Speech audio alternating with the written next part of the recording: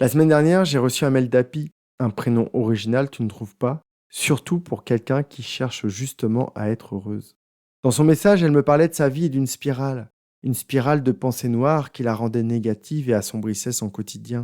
Dans cet épisode, je me suis projeté avec elle dans un échange et ensemble, nous allons regarder comment ne plus se faire happer par cette spirale infernale qui lui rend la vie si compliquée. Promis, d'ici 10 minutes, tu auras compris comment arrêter de penser négativement et tu auras fait un pas de plus vers cette vie riche, épanouie et pleine de sens. Et si cette année, tu transformais ta vie? Bienvenue sur la saison 7 de Dépasse-toi. Je suis Sylvain Viens et depuis 2019, j'aide les personnes brillantes et sensibles à se reconnecter à elles-mêmes et se créer une vie épanouie. Tous les mardis, je te partage des histoires vraies et des prises de conscience inspirantes pour illuminer ton quotidien. Si tu veux aller plus vite, reçois tous les jeudis une dose d'énergie par écrit en t'abonnant à mon courrier privé sur sylvainviens.com. Installe-toi confortablement, l'épisode commence tout de suite. Avant de te parler d'Happy et de cette spirale, laisse-moi te partager le retour d'Anne qui a lu mon roman et m'a laissé 5 étoiles sur Amazon, ainsi qu'un commentaire intitulé « Captivant ». Belle histoire et pas que, jolie leçon de vie, histoire captivante et bien écrite. Il y a un avant et un après suite à la lecture de ce roman. Je recommande vivement, bravo et merci beaucoup. Alors merci beaucoup Anne pour ton commentaire et j'espère que tu penseras à mon roman pour le mettre dans la hotte du Père Noël. Car je suis certain qu'il captivera aussi tes amis. Encore merci. Allez, revenons à Happy et à sa spirale. Ce thème me parle beaucoup car pendant longtemps, je me laissais aussi absorber par ce tourbillon de négativité qui me broyait un peu plus tous les jours. J'ai imaginé une discussion à deux voix avec Happy et je vais te la partager. Je lui demande, Happy, dis-moi plus sur cette spirale. C'est quoi comme type de spirale? Elle me répond, elle est noire, très puissante. Elle tourne très vite. J'essaye de la laisser à distance, mais c'est compliqué. Elle me fait peur. J'ajoute, peur de quoi? Elle me répond, peur d'y entrer et de me retrouver dans un état très négatif. Quand elle m'attrape, elle me met au fond du trou. Alors je l'invite. Reste loin de cette spirale et essaye de me la décrire. À quoi elle ressemble? Qu'est-ce qu'il y a à l'intérieur de cette spirale? Elle prend un moment et dit, elle est sombre, très compacte, remplie de pensées noires. Des pensées du type je suis nulle, je ne serai jamais heureuse, le monde est ravagé. Et plus je la regarde, plus je me sens attiré, comme si au fond je m'y plaisais. Je m'étonne. Comme si tu t'y plaisais? Elle hoche la tête et me confie. Bah oui, je la connais bien. Elle m'accompagne depuis que je suis toute petite. Je me rappelle en avoir parlé plusieurs fois à ma mère.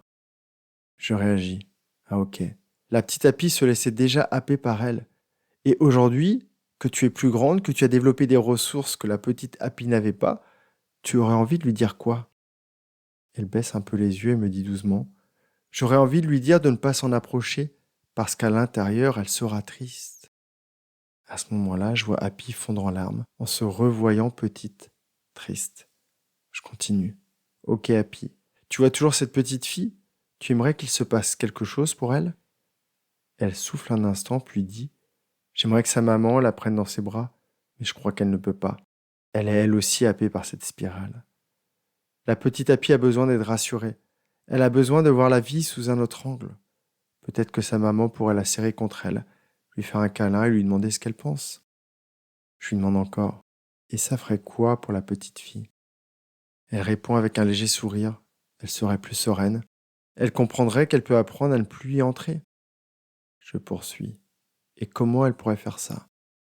Elle réfléchit un instant puis me dit, en déconstruisant les pensées qui la rendent triste. Alors je conclus. Et ça lui permettrait d'aller mieux? Happy hoche la tête. Oui, je pense. Allez, je mets Happy de côté avec sa solution de déconstruire les pensées qui l'aspirent. Et toi, t'es-tu déjà rendu compte que tes pensées pouvaient te rendre malheureuse? Si c'est le cas, laisse-moi te partager quelques clés. La première d'entre elles, c'est que ce que tu crois être la réalité n'est en fait pas la réalité. C'est juste le monde vu à travers tes filtres. Et une fois modifiés, ces filtres peuvent t'aider à voir la vie complètement différemment. Si tu penses que l'humanité est pourrie ou ravagée comme Happy, ton esprit va tout faire pour te donner raison. Tu vas remarquer ce chauffard sur la route, inconscient du fait qu'à ces heures, Devant une école, des enfants insouciants peuvent traverser en trottinette hors du passage clouté, sans regarder. Tu vas retenir cette femme qui critique chaque personne qu'elle croise, même les amis qu'elle vient de quitter pour la soirée. Ou ce vieillard qui lève sa canne sur son chien, car il prend trop de temps à sentir les odeurs de ses congénères. A contrario, si tu choisis de croire que la vie est belle et que la nature est encore généreuse, tu vas repérer autre chose. Ces beaux champignons au pied de ce magnifique hêtre. Ces châtaignes qui tapissent ce chemin de forêt. Cette cigogne le long du canal qui t'offre un envol majestueux. Et si le matin tu te lèves en pensant que la vie est une chance, tu ouvriras grand les yeux pour découvrir ce qu'elle a à t'offrir aujourd'hui. Ta spirale ne sera plus sombre, froide et noire, mais peut-être lumineuse, chaude et teintée de couleurs de l'arc-en-ciel. Et alors, c'est avec plaisir et conscience que tu pourras décider d'y entrer.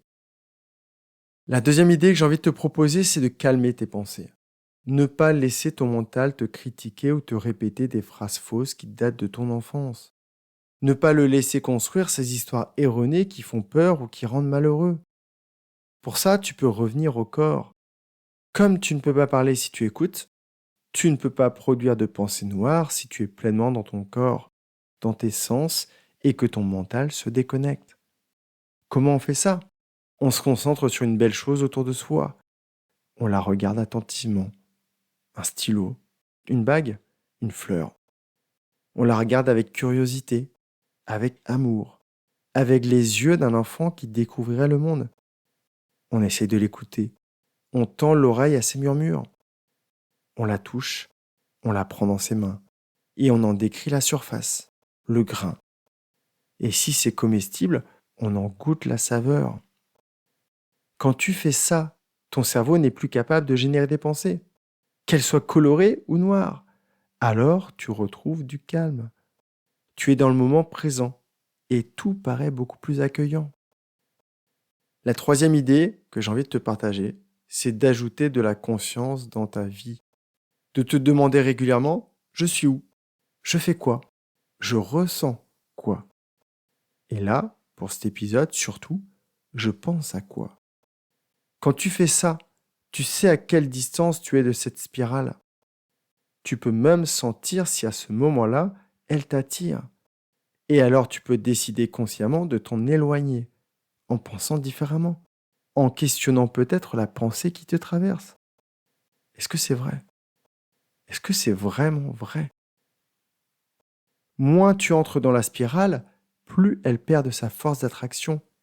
Et plus tu te rends compte qu'à l'extérieur, tu te sens bien. Tu n'as plus envie de la rejoindre. Et tant qu'on est dans la pleine conscience, j'ai envie de te proposer une idée 3 bis. Tu peux aussi te défusionner de tes pensées. Par exemple, pour en prendre de la distance, tu peux juste te dire « Je remarque que j'ai la pensée que je suis nul. Je remarque que mon esprit ne me propose que des scénarios négatifs et pas positifs. Ce petit décalage crée une distance entre toi et la pensée et cette spirale. La pensée reste là, mais tu n'es plus englué dedans. Tu deviens alors un observateur, au lieu d'en être un prisonnier. Et ensuite, tu peux même imaginer la pensée se dissoudre, comme un nuage dans le ciel d'été, ou comme un tourbillon qui perd sa puissance jusqu'à disparaître. Si toi, comme le Sylvain d'il y a quelques années ou comme Happy, tu as l'impression d'être happé par tes pensées noires, voici les 3 clés à utiliser dès la fin de cet épisode. La première clé, c'est change de filtre. Réaligne tes pensées avec ce que tu veux vivre.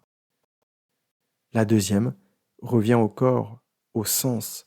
Ça va calmer ton mental. La troisième, prends conscience de là où tu es et choisis autrement.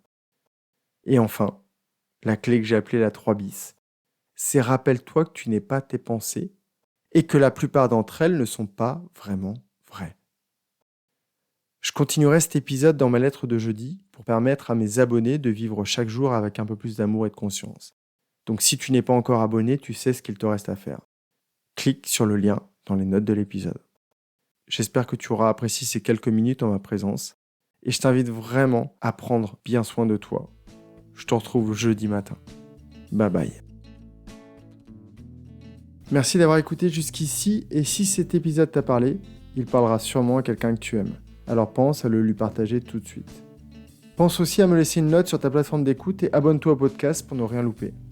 Je te retrouve jeudi dans mon courrier privé et je te dis à très vite.